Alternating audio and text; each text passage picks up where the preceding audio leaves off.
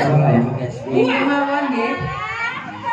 Lho, cuma nang apa lenggah? Lenggah mawon nggih. Cuma nang Bukesi niku aku kok seneni bapak Bukesi, nuwun sewu Ibu. Suara terbanyak nggih Bu nggih, nuwun sewu. Niki Bukesi jumeneng napa lenggah? Lenggah napa jumeneng? Kaya neng omah lho Bu minta jumeneng. Bapak Kiai Ponorogo niku rata Pak Yayo. Sing remen senior nggih kata, junior nggih kata. Ngoten lho, dadi sama rata. Terima kasih. Monggo jeng. Sing kula ajeng kula Ibu nggih goro-goro engko. Niki wis bisiki kula para kene kula. Ya jumeneng apa guys? Apa-apa. Bukesi. Ngomong dari anyar.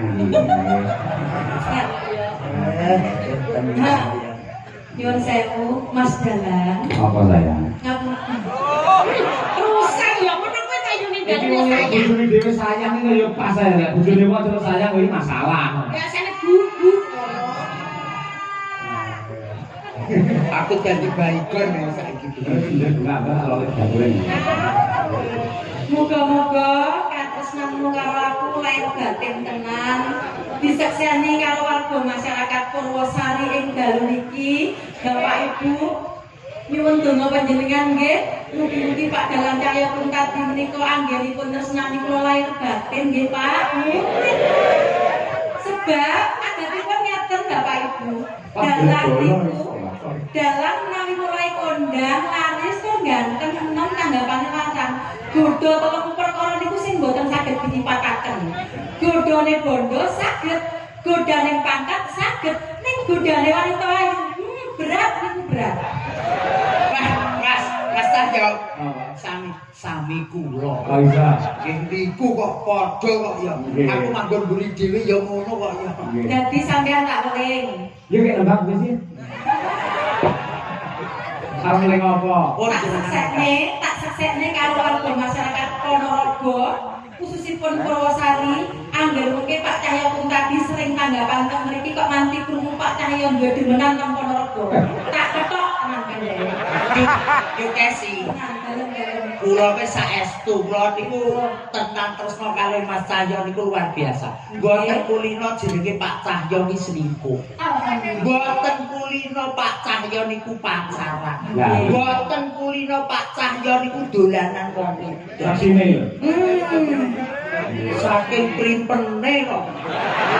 Saya mau duwe ra penak aku gak ngobrol wong omah-omah lho. Mboten tegeseke pripun jaga rumah tanggane jenengan. Sampeyan kudu dibelani aku, wong sing elek-elek ya. Kula niki Pak kula Mbah Sukron lah ya gaji. Kaya mubalek gitu. Terus nggih kula omah karo sampeyan aja kuwatir Bu Kesi. Anak dhewe wis papat, Pak. Papat, mama papat aku. Dari papat to. Berarti watakku piye? Omah-omah kurang tahun. 15 tahun. 15 tahun kan apa karo watakku? Apa? Karo lagi apa to? Apa? Kapan seorang Cahya Kuntadi jaraki wong wedok liya yen ana sampeyan? Bu Ibu, sampeyan terima enggak lek Pak Cahya Kuntadi duwe pacar ning kene Ibu? Khusus kali Bu Kesi nggih Bu nggih? Ya, ngono tunjak kita wedok wis mbok ponakmu ki Rino ki ayu, Girgita ki ayu wis enekno atimu Pak ben rumah tanggane awake awet. Awake dhewe rek ngembangke kesenian ngrembaka ning endi-endi. Nggih Pak ya? Ora jaraki wong wedok aku. Jaraki apri ya. Banci. Khusus warga masyarakat Purwosari, kula badhe nembangaken karyanipun Mbah Kakung Sukron Sondo para sepuh kula Langgam Sri Huning Mustika Tuban. Pripun Bapak Ibu? Mbak istrimu gimana sih akeh Mbak Ibu?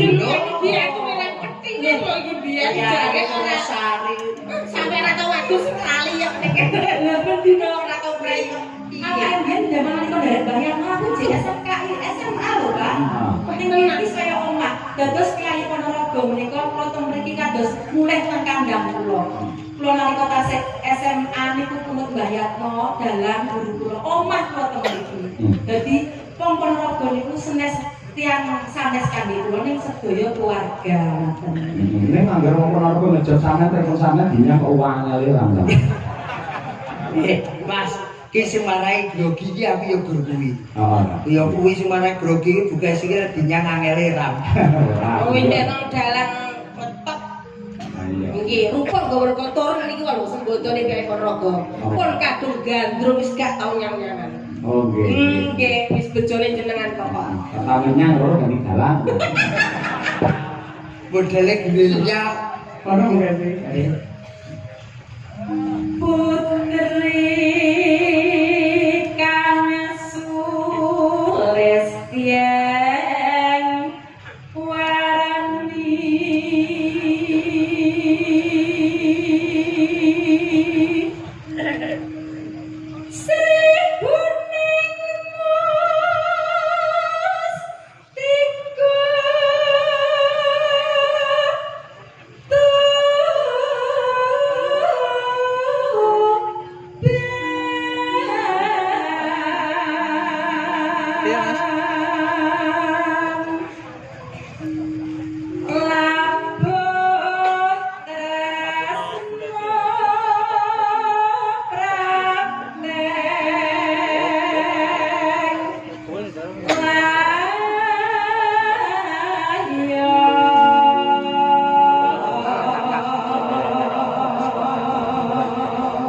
apik-apik noleh nentang bukesi mung sing ngender iki Mas. Oke.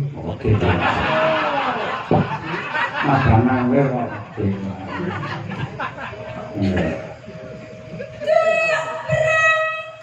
Ketalange ketokno kunci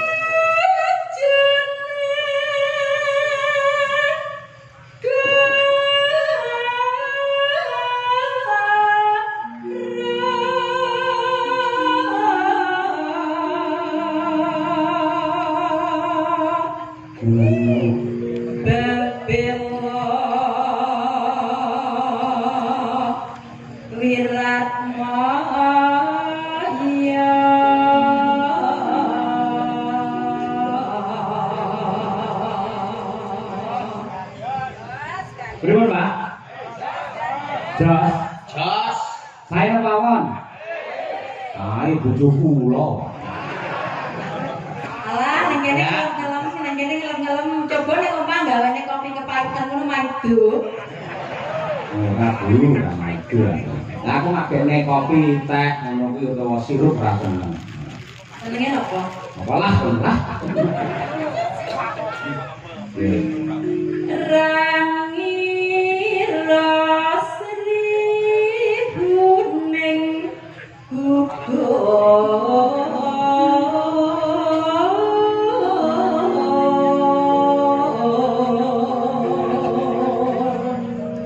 mongko mustika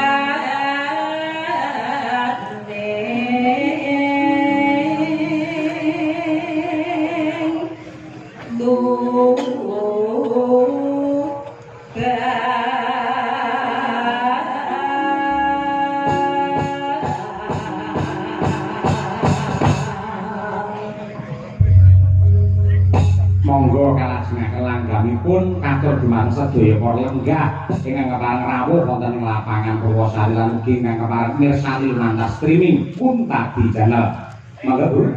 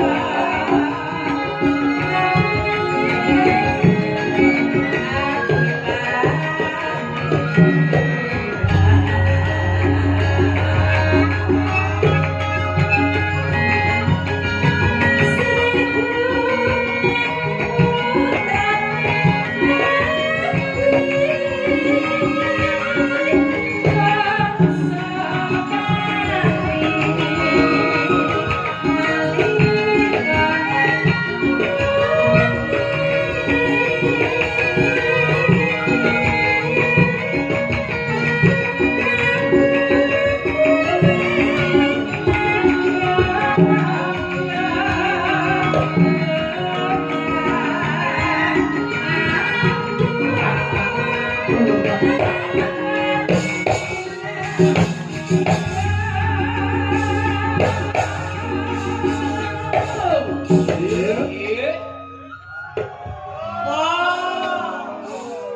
bapak-bapak, makasih ibu. Kabarnya udah pasti di Kemar. Ya kan jaman semonten lho Mbak Kesi luar biasa. Pokoke selama nunggu kabeh tresno Bu Kesi. Nggih, matur. Jeng. Saya mau sampean dhewe kok sing ora pati tresno. Ketoke lho. Sing ngomong sapa? Main Jakarta ping langit. Ya mung kuwi sing dadi mutiarane ati. Ora percaya. Dek kapan kae nang kono nek sing pitulasah kok mbok rangkul. Kau pas kilaf aku. Edu ora apa-apa. Piyai kamu sekali-kali nggih cuci mata. Sing penting hati ini kan hanya untuk dirimu. Kakakku tenang kowe. Aku kok dikotot sorry. Ya kapan-kapan ngono ya, Pak Cahya ditetepone karo bintang tamune Mbak Silvin kayak bahagia. Aku lu seneng karo sampeyan tuh. Ngapus sih nek. Kulino. Adi mane ngomong sanduk karut ndar. Kok ning omah sebenarnya lek kene ora ta Mas. Oh iya. Jadu men Kyai Ponorogo mireng ning wonten Mbak Kesi. Kangen jaman 15 tahun kepungkur ke Bu Kesi. Bukan sih biar nanti saya itu terkonyol.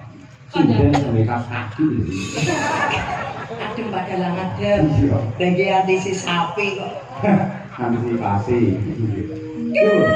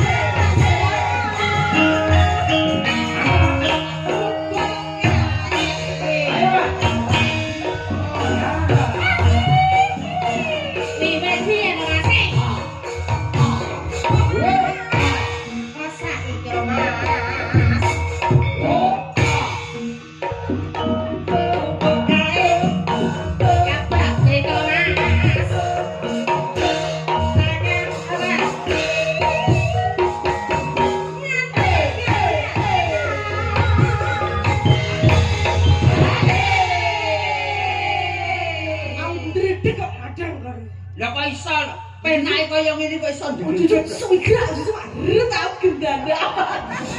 Sakit kok malu. modele yo ngono kuwi. Padakane yo ngono kuwi. Wah kebraka aku mek kali kabeh. Kaya-kaya tulung agungan, kaya-kaya penolagan, kaya-kaya budal laras. Kok jebul temunan. Padakane kok yo. Tenang mawon, Mbak. Sing geragam mboten namung jenengan. Aja ngecek-ngecek yo ta. Kandhane baru ora bangun kula kabeh iki padha diredeke mboten umum. Mbak nggih baca loro yang geragam kabeh. Ngoten, Mbak. Ada catatan ya.